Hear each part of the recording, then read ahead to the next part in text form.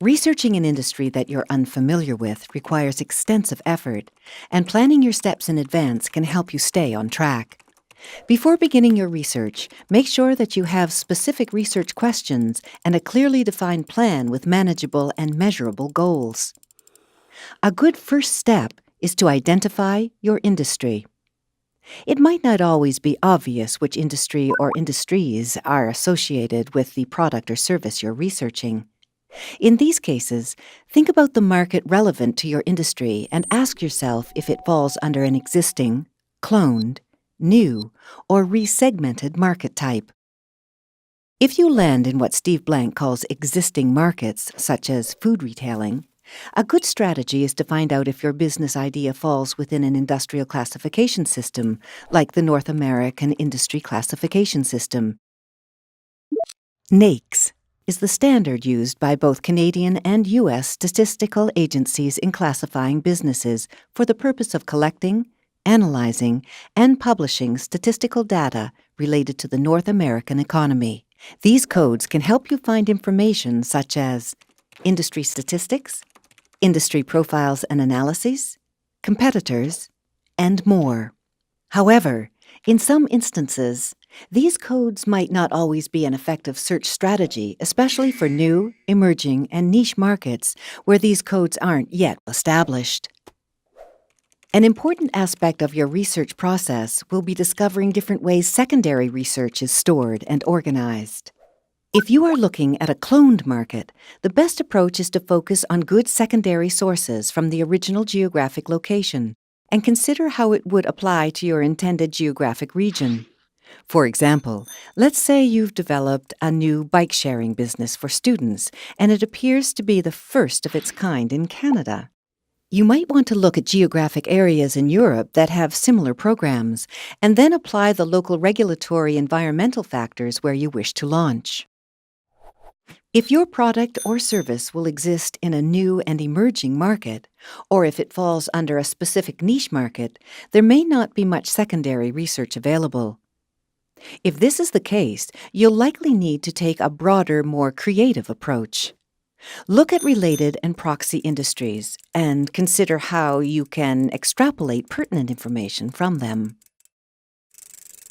The next step is to formulate your research questions. Some typical industry research questions include: within what industry will my business operate? What are the risks, trends, opportunities, and outlook for this industry? What are the economic and social conditions that affect this industry at each level: local, provincial, national, and international?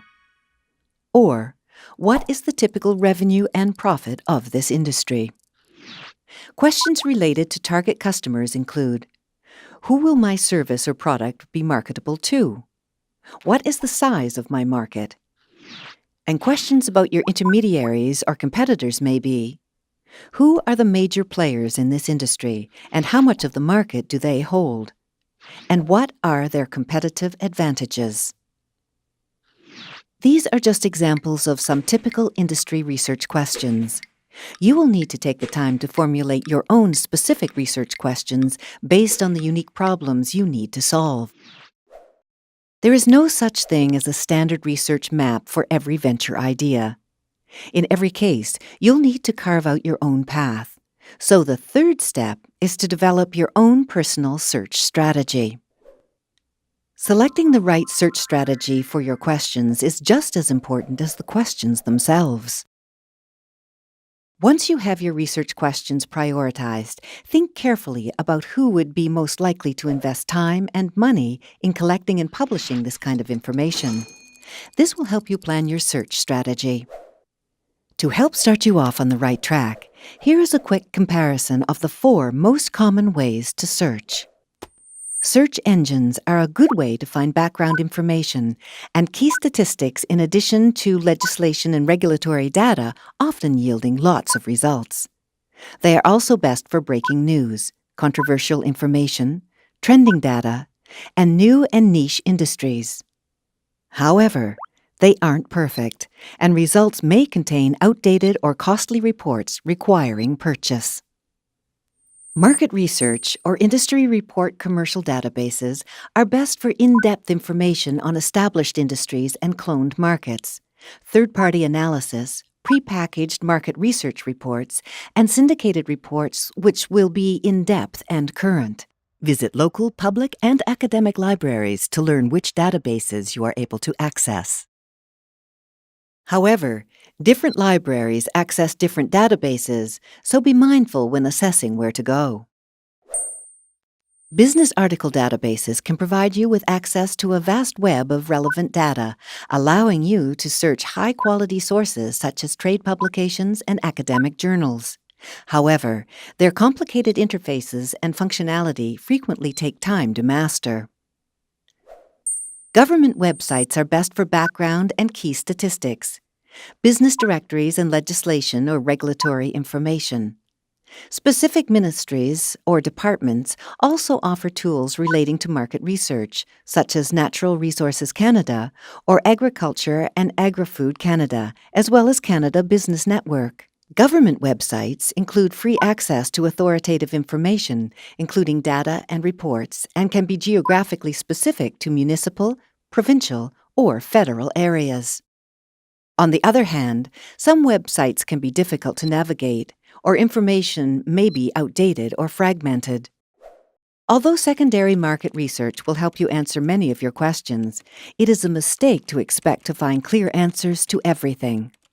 Secondary sources will rarely be exactly what you're looking for because they were created for other purposes.